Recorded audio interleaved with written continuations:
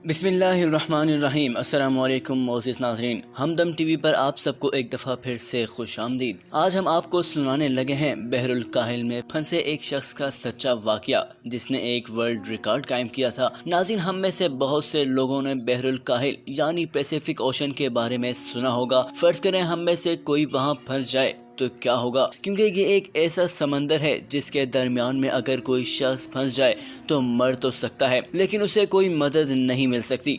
तो चलिए हम आपको वजह बताते हैं कि कोई शख्स इस समंदर में क्यों नहीं बच सकता। इसके अलावा हम आपको बहरुल काहिल के बारे में एक दिलचस्प बात भी बताएंगे और आपको सिल्वाडोर एल्वेरिंगा के बारे में भी बताएंगे जिस पर हमारी असल वीडियो है, जिसने इस समंदर के बीचों बीच रहकर भी खुद को जिंदा रखा और सही सलामत वापस आया। लेकिन इससे पहले एक नज़र डालते हैं बहरुल काहिल पर। अगर आप नए हैं और आपने अभी तक हमारे चैनल को सब्सक्राइब नहीं किया तो चैनल को सब्सक्राइब करें और बेल आइकन पर भी क्लिक कीजिएगा ताकि आप तक हमारे तमाम नोटिफिकेशंस पहुंच सकें। नाज़रीन इकराम, बहरुल काहिल ज़मीन पर वाक़ सबसे बड़ा समंदर है जो कि ज़मीन के तकरीबन 30% इलाके को कवर करता है, जबकि ज़मीन पर मौजूद समंदरी पानी के 40% इलाके को भी कवर करता है। अगर हम इसके रकबे की बात करें तो इसका रकबा 165 मिलियन स्क्वायर किलोमीटर है, यानी यह समंदर जमीन के तमाम खुश्की के इलाके से भी बड़ा है। सिर्फ यही नहीं बल्कि ये दुनिया का सबसे गहरा समंदर भी है।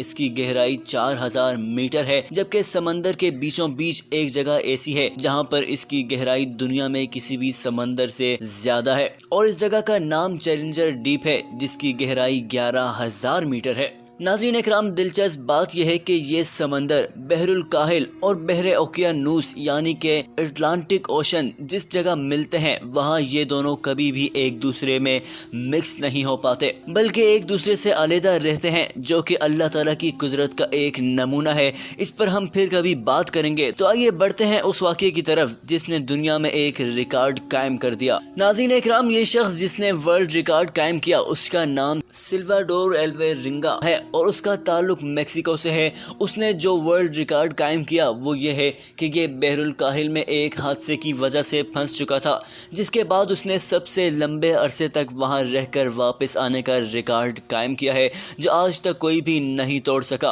और ये 2012 की बात है। तो चलिए जानते हैं उसकी कहानी। नाज़रीन, सिल्वाडोर एल्वेरिंगा दरअसल एक मेक्सिको का मछेरा है, यानी उसका काम है मछलियों को पकड़कर बाजार में बेचने का। ये और उसका साथी कोटापा एजीक्यू 17 नवंबर को एक छोटी सी कश्ती में सवार होकर एक गांव को सट्राजोल से मछली पकड़ने की गर्ज से समंदर की तरफ रवाना हुए। उन दोनों की कश्ती सिर्फ 7 मीटर की थी और उनके पास कोई हिफाजती सामान भी नहीं था जो समंदर में तूफान आने पर उनकी मदद कर सके। अलबत्ता उनके पास खाने को सेव करने के लिए एक छोटा सा फ्रिज और मोटर कश्ती में मौजूद था। नाज़रीन, उन दोनों को ये भी मालूम था कि आसपास के इलाकों में समुद्री तूफान आया हुआ है, लेकिन फिर भी ये रवाना हो गए क्योंकि उन 30 घंटों में उन्होंने इतनी मछलियां इकट्ठी कर लेनी थी कि उनकी एक हफ्ते की आमदनी जमा हो जाती। लिहाजा ये दोनों रवाना हो गए। जब ये 120 किलोमीटर की दूरी तक पहुंचे तो समंदरी तूफान शुरू हो गया और उनकी कश्ती इंसानों की किस्मत की तरह डोलने लगी। नाज़रीन इकराम, तूफान के आसार देखते ही उन्होंने वापस अपने गांव जाने का इरादा किया और जब वो मेक्सिको के साहिल से सिर्फ 24 किलोमीटर दूर थे तो शायद उनकी किस्मत खराब थी कि उसी वक्त उनकी कश्ती की मोटर खराब हो गई। अब ना तो उनके पास पेडल यानी चप्पू थे और ना ही कोई लाइफ जैकेट। जरा तस्वुर में लाएं उस वक्त उनकी क्या हालत होगी, क्योंकि समुद्री तूफान जिन लोगों ने देखा है वही इस बारे में जानते हैं।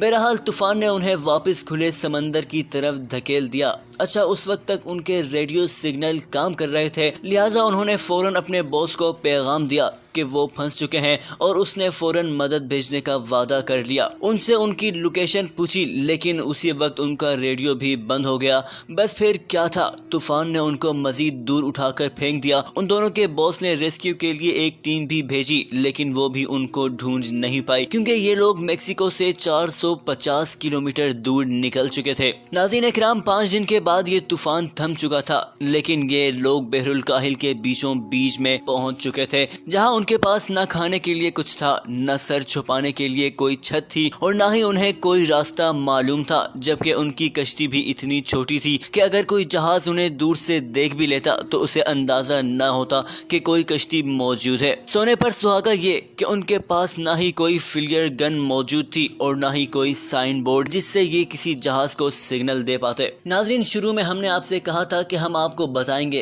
कि अगर कोई बहरुल काहिल के बीच में फंस जाए तो क्यों वहां से निकल नहीं सकता। उसकी वजह यह है कि अगर हम चिली के शुमाली समंदर के नीचे से जाएं तो जमीन के दूसरे हिस्से तक पहुंचने के बावजूद भी हम उस समंदर को पार नहीं कर पाए होंगे। और दूसरी वजह यह है कि बेशक इस समंदर में सबसे ज्यादा जजीरे मौजूद हैं, लेकिन उसका असल हिस्सा सिर्फ और सिर्फ पानी पर मुश्तमिल है, जहां कोई जजीरा नहीं है बल्कि समंदर ही समंदर है। अगर इसके बीच में कोई फंस जाए तो उसको कोई जजीरा भी नहीं मिलेगा। सिल्वाडोर और उसका साथी उसी जगह थे। बहरहाल सिल्वाडोर ने और उसके साथी ने मछलियां और परिंदों को पकड़कर उनसे अपनी भूख मिटाई और बोतल में बारिश का पानी जमा करके पीते रहे। लेकिन जिन दिनों बारिश नहीं हुई, जरा सोचिए उन्होंने किस तरह अपनी प्यास मिटाई होगी। उन लोगों ने कछुए के खून और अपने यूरिन तक से अपनी प्यास मिटाई थी। इसी दौरान 4 महीने तक कच्चा खाना खाने की वजह से तंग आकर सिल्वाडोर के साथी